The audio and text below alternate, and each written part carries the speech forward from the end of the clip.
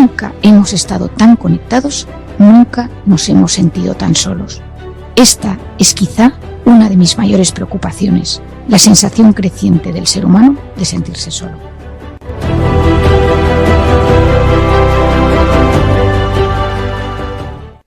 Querido oyente, hoy voy a hablarte de un tema que me parece clave y muy importante. Hoy voy a hablarte de la soledad.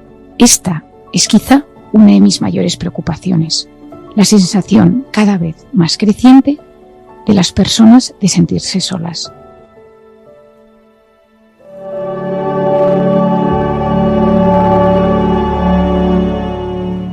Cada vez existen más factores que nos conducen por una pendiente deslizante hacia ese estado de desierto social, donde uno se ve apartado y desconectado de los demás. Pensemos, si no, en el efecto que producen en nosotros la tecnología, la disminución de la natalidad, el envejecimiento de la población, los horarios disparatados, la epidemia de rupturas de pareja, o en pleno 2023, todo aquello de lo que hemos derivado de la pandemia. Sentirse querido, sentirse acompañado y aceptado, mejora la autoestima y la seguridad en uno mismo. Influye en nuestra psicología y que las relaciones sanas curan y alivian la peor de las heridas. Si has leído Encuentra tu persona vitamina, sabes a qué me refiero. Por el contrario, cuando uno se siente solo de forma sostenida en el tiempo, esto nos perjudica enormemente a nivel físico y psicológico. Por un lado, la soledad acompaña múltiples enfermedades autoinmunes, inflamatorias, crónicas, neurológicas, oncológicas y, por supuesto, psiquiátricas. Y también tienes que saber que la soledad es un factor de riesgo importante que incrementa el riesgo de padecer depresión, ansiedad, insomnio y numerosas enfermedades físicas. Hay muchos estudios publicados a día de hoy sobre el efecto de la soledad en la salud física y psicológica. Uno de los estudios más relevantes hasta la fecha sobre el tema de la soledad lo publicó la doctora Julianne Holt-Lunstad en la revista PLOS Medicine en julio del 2017. Analizó los resultados de más de 300.000 pacientes a nivel mundial a través de un software. Los resultados mostraron que las personas socialmente saludables tienen un 50% menos de posibilidades de morir prematuramente. Me parece un dato impactante. La soledad demostró ser una situación de riesgo a la altura de otras más evidentes, como el consumo de alcohol, el tabaco, la obesidad o la falta de ejercicio físico. Las conclusiones expresadas en su artículo apuntaban a que el exceso de soledad es más letal que fumar 15 cigarrillos al día, tener problemas de obesidad o un consumo perjudicial de alcohol. En concreto, ella hablaba de 4 vasos al día. La cuestión de la soledad está íntimamente ligada con los trastornos psiquiátricos y psicológicos. No estamos hablando únicamente de la sensación de sentirse solo como síntoma de la depresión, que lo es, sino que además puede generar estrés y subir el cortisol, esa hormona del estrés que tú ya bien conoces, inflamando nuestro organismo de forma crónica y abriendo la puerta a múltiples enfermedades. Existen múltiples estudios y no quiero que este podcast sea demasiado científico, pero quiero también contarte otro realizado en Harvard por el Dr. Donovan y sus colaboradores en 2017, con 79 adultos sanos. Les fueron realizadas 3 preguntas sobre su sentimiento de soledad y se midió los niveles de amiloide en su cerebro. La presencia de amiloide está considerada como un síntoma fundamental de la enfermedad de Alzheimer. El Dr. Donovan analizó el deterioro de la función cognitiva tras seguirles durante 12 años. La conclusión a la que llegaron es que tanto la depresión como la soledad están íntimamente relacionadas con el deterioro cognitivo. Si la depresión que padece es grave, el riesgo de desarrollar una enfermedad neurológica es mayor. Por eso insisto tanto en concienciar a la población del efecto tan perjudicial de la soledad. Necesito generar debates, congresos, sesiones sobre cómo paliar esta corriente tan terrible que se ha instalado en el siglo XXI. Nunca hemos estado tan conectados y nunca nos hemos sentido tan solos. Para seguir, quiero diferenciar soledad y aislamiento. La soledad se presenta de diferentes maneras y matices en los seres humanos. No es lo mismo soledad que aislamiento. El aislamiento es mantener un contacto nulo o casi nulo con otros. Por lo tanto, es un estado objetivo. La soledad, en cambio, es un estado emocional, subjetivo, derivado de no ser capaz de encontrar o mantener las relaciones personales que uno desearía. Es subjetivo ya que no depende de tener o no tener un círculo correcto y sano de amistades, sino que proviene de un desequilibrio entre lo que nos gustaría tener y lo que en verdad tenemos. La soledad bien elegida puede ser el camino de partida para el conocimiento. El frenar, parar, cortar con el cúmulo de estímulos externos, donde puede existir un exceso de ruidos emocionales y sociales, ayuda a frenar esa intoxicación de cortisol, donde se encuentra inmersa gran parte de la sociedad.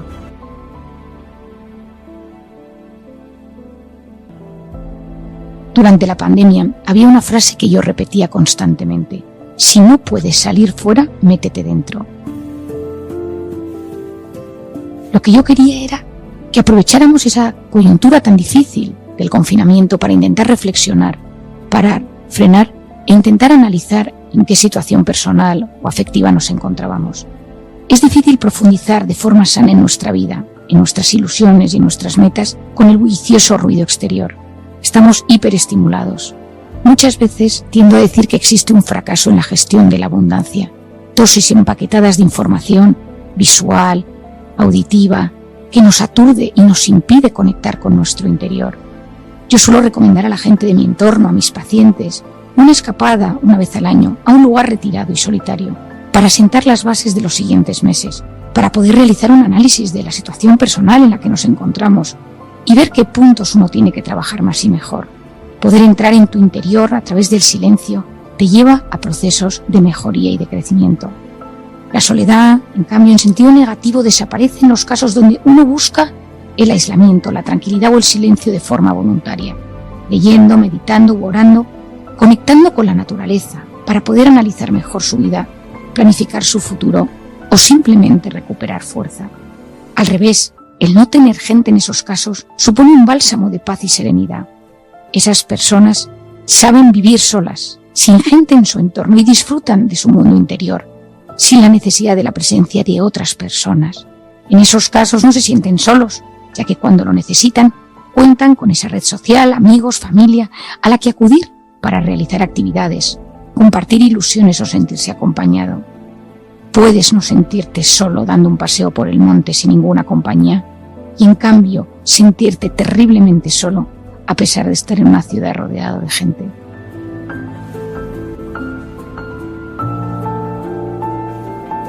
Querido amigo, si mientras me escuchas te detienes un instante y piensas en algún momento donde te has sentido solo de verdad, con una enorme sensación de vacío, ¿sabes a qué me refiero? Es no tener a nadie a quien agarrarte cuando lo necesitas. Todos tenemos cierto miedo a la soledad impuesta. Existen personas que cuentan con una red social y familiar buena, pero a pesar de ello no saben conectar emocionalmente y sienten esa punzada de vacío en muchas ocasiones. Otros notan que les falta algo o alguien especial. Otros sufren ya que se enfrentan a conflictos con los de su entorno de forma frecuente. Cada caso es un mundo. A veces lo que existe de origen es una herida interior, no sanada, donde se activó un estado de hipervigilancia. Es decir, puede ser que tuvieras un abandono en la infancia y que esos microabandonos que sientes en el día a día te afecten de forma desproporcionada. Puede ser que alguien te falló, entonces apareció la desconfianza en las relaciones de las personas de tu entorno. O tras una traición surgió el miedo a ser engañado y notas que no puedes volver a confiar. Te recomiendo escuchar los podcasts de Encuentra tu persona vitamina o leer el libro, donde encontrarás muchas respuestas a las causas de esas heridas y cómo poder gestionarlo. Muchas de esas heridas, conscientes o inconscientes, que habitan en nuestra mente, en nuestro corazón, en nuestra alma, nos impiden disfrutar de forma sana de las relaciones humanas. Ser capaz de diagnosticarlo, de analizarlo y de enfrentarte a ello puede ser el primer paso para paliar esa angustia y sensación de ausencia social. Recuerdo un día a Paula, una paciente que vino a verme a la consulta. Tiene 36 años y me dice: Marian, desde hace tiempo noto que me falta algo en mi vida para ser feliz. Paula es la pequeña de 2 hermanos, con los que tiene una relación excelente. Sus 2 hermanos están casados y tiene varios sobrinos a los que cuida y atiende en muchas ocasiones. Ella me dice: Marian, yo es que tengo muchísimos amigos en el trabajo. Juego al tenis, me encanta hacer excursiones, voy en bici, tengo planes y siempre tengo capacidad de organizar alguna actividad con amigos. Sé que desde fuera parece que lo tengo todo cubierto, pero me da vergüenza decirlo. Me siento muchísimas veces sola. Y a veces lo que creo es que deseo tener pareja. Y yo le pregunté, ¿y por qué te avergüenzas de querer tener pareja? Marian, hoy en día da la sensación de que ser libre es sinónimo de felicidad. Yo tengo cubierta mi parte social desde muchos ángulos, pero echo en falta la cercanía y la intimidad que te aporta tener pareja. Tengo buen trabajo, tengo salud, pero me falta algo y me siento muy sola. Hay momentos en los que no soporto ese vacío. No quiero convertirme en una mujer obsesionada con encontrar a alguien, pero no puedo evitar desearlo en algunos momentos con todas mis fuerzas. Me da vergüenza decirlo, Marian, pero me siento sola. Y en esos instantes en casa, cuando mis amigos o mi familia o mis sobrinos se van, me digo, ¿qué tengo yo para que nadie se ha fijado en mí? ¿Será un problema mío? Mis padres a veces, con cariño, me dicen que soy demasiado exigente. Quizás sea cierto, pero tengo que cambiar. ¿Es realmente mi culpa? ¿Debo sentirme culpable por notarme sola?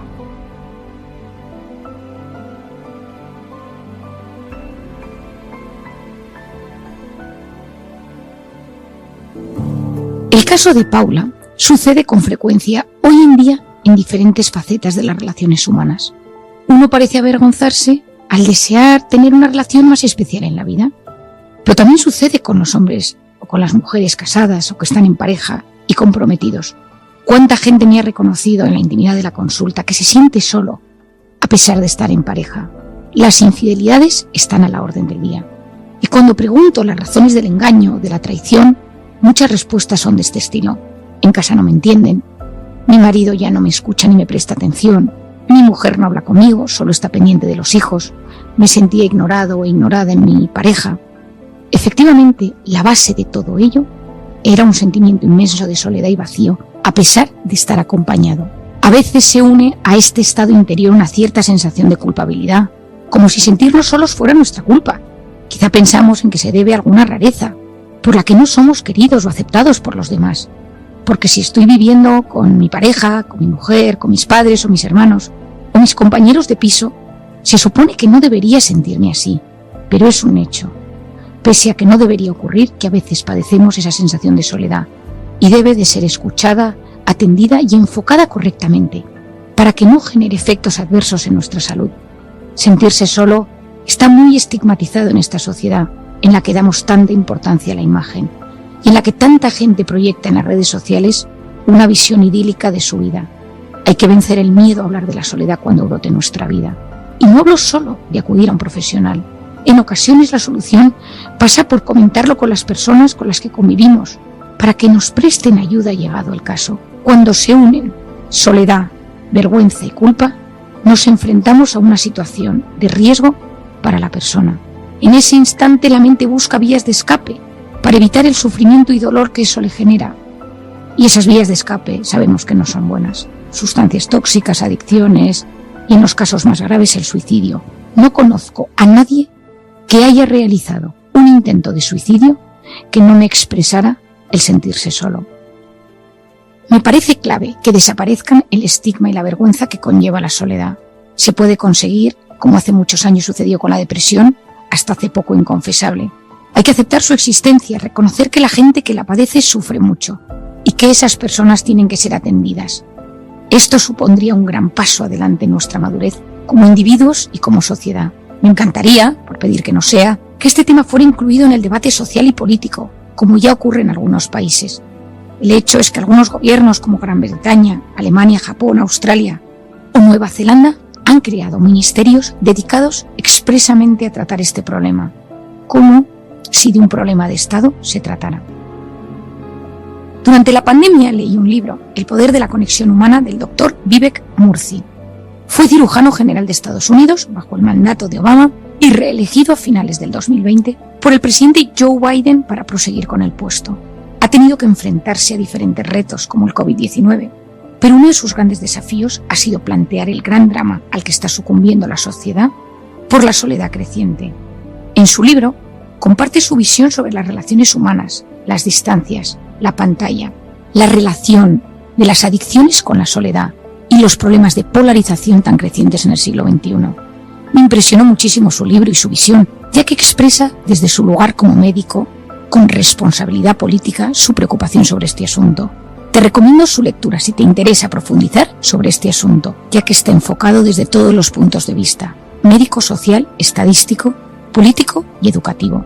Buceando en sus páginas me sorprendió leer anécdotas que me han recordado a palabras que he escuchado decenas o cientos de veces a mi padre en consulta. El doctor Murthy comenta cómo muchos pacientes que acudían a su consulta padecían lo que él denomina hambre de compañía. Mi padre lo llama el síndrome de la vida vacía. Los dos expresan lo mismo, esa sensación o estado de falta de alguien. Cómo esa sensación genera un dolor inmenso de vacío social y afectivo. De hecho, mientras grabo este podcast me acuerdo que durante la carrera, en muchas ocasiones, acudí a aprender con mi padre en su consulta. Me encantaba, y lo sigo haciendo cuando puedo, sentarme a su lado y observar cómo trata a sus pacientes, cómo les explica su situación y cómo lucha y batalla por sacar adelante a cada uno de ellos. Desde joven siempre me sorprendió su enorme interés a lo que él denomina la socioterapia. Es una pata de su tratamiento que yo también la incluyo en mis terapias. Es decir, durante el tratamiento al paciente que viene con ansiedad, depresión o cualquier patología psiquiátrica, un tema necesario es fomentar el círculo de amistades de cada persona para evitar al máximo la soledad impuesta. He sido testigo de sesiones donde toda la hora se dedicaba a trabajar las habilidades sociales del paciente y a buscar actividades donde pudiera coincidir con personas. Yo en mi consulta también lo hago. Intento conocer el círculo de personas más cercanas de la persona que tengo delante. Intento saber cuáles son las personas que le generan picos de cortisol, pero también entender si tiene un buen círculo de reparación, donde se siente a gusto. Y también entender si hay un estado de soledad impuesta que le hace sufrir. Recuerdo con simpatía a Ana, una señora que conocí uno de los primeros días que acudí a mis prácticas mientras estudiaba la carrera con mi padre a la consulta. Ana tenía 66 años, había sido maestra durante muchos años en un pueblo de Castilla. Era viuda y no tenía hijos. Durante años su vida había estado consagrada a la docencia en una localidad a 30 minutos de su pueblo. Desde la jubilación se encontraba triste, apagada y decaía. Últimamente su cuerpo le fallaba, le dolían las articulaciones, le costaba moverse y se sentía muy débil. Muchos días no se levantaba de la cama y su hermana, que vivía en Italia, le había sugerido que visitara a un psiquiatra. Ana había leído algún libro de mi padre y quiso conocerle. Cuando acudió a la sesión, lloró con gran tristeza y desesperanza. Estaba preocupada porque se notaba sin fuerzas y tenía miedo de haber desarrollado alguna enfermedad grave. Recuerdo a mi padre escuchándole con suma atención y en un momento dado se acercó a ella, le cogió de las manos y le dijo: «No tienes una enfermedad grave, tu problema es que te sientes muy sola. Esto se llama síndrome de la vida vacía, porque te sientes sin nadie, sin actividades que te llenen». Ese día me explicó a mí que un pilar de la terapia consistiría siempre en lograr que los pacientes encontraran compañía, gente, grupos, asociaciones, donde se sintieran parte de algo. Desde encontrar alguna asociación para subir a la montaña, ir en bici, acudir a reuniones de lectura, apuntarse a cursos de inglés, de música, de deporte. Ana, nuestra paciente, miró atentamente a mi padre. ¿Y qué hago al respecto?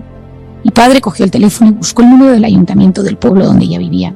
Llamó y solicitó información sobre cursos y actividades que realizarán y las anotó en un papel con el nombre del responsable. Ana se marchó feliz, tenía tarea por delante. Al cabo de un mes, cuando regresó a la consulta, su mirada resaltaba más vida.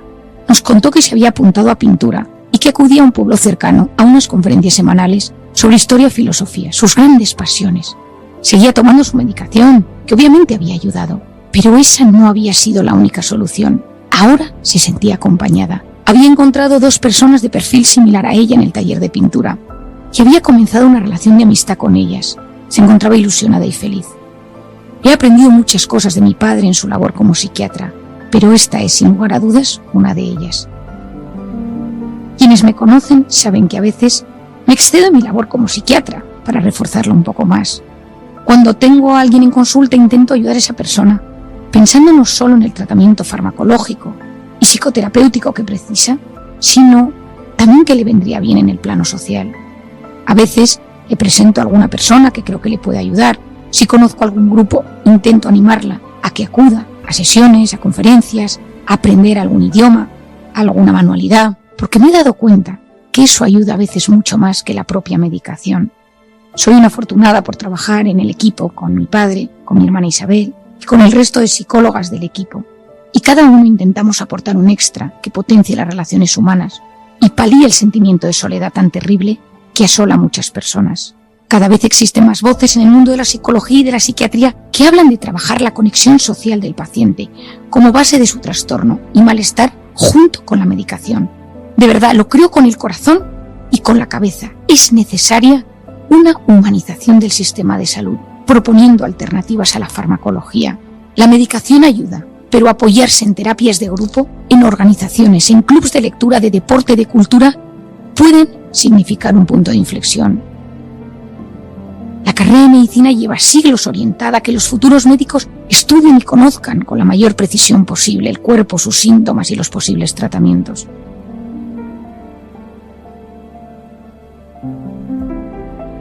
Yo tuve la gran suerte de estudiar y hacer mis primeras prácticas como médico en la Universidad de Navarra. Ahí fue donde me enseñaron a tratar al paciente con una gran visión humanista. Considero que una de las claves del buen médico es entender el componente tan importante que existe de la unión de la mente y el cuerpo. Es necesario enfrentarse a los diagnósticos y enfermedades desde un tratamiento integral, conectando no solo con los síntomas, sino también con la historia del paciente, sus circunstancias y su personalidad. De esa manera los tratamientos cobran más sentido. Es cierto que en ocasiones con una pastilla desaparece la enfermedad o el síntoma, pero muchos trastornos se palían de forma más intensa si abarcamos el cuerpo como un todo. He insistido mucho en los últimos años en mis sesiones, terapias, escritos sobre la importancia de educar en la gestión emocional y su impacto en la salud física y psicológica. He dedicado muchas horas a divulgar ideas y conceptos que creo que nos ayudan enormemente a enfrentarnos mejor a los retos que van surgiendo en la vida. La pandemia no ha hecho más que reafirmarme en la importancia de saber gestionar la incertidumbre y salir lo menos perjudicados posibles desde un punto de vista psicológico cuando aparece el trauma, el dolor o el sufrimiento. Querido amigo que me escuchas, la soledad es importante. No tengas miedo a analizar cómo te encuentras.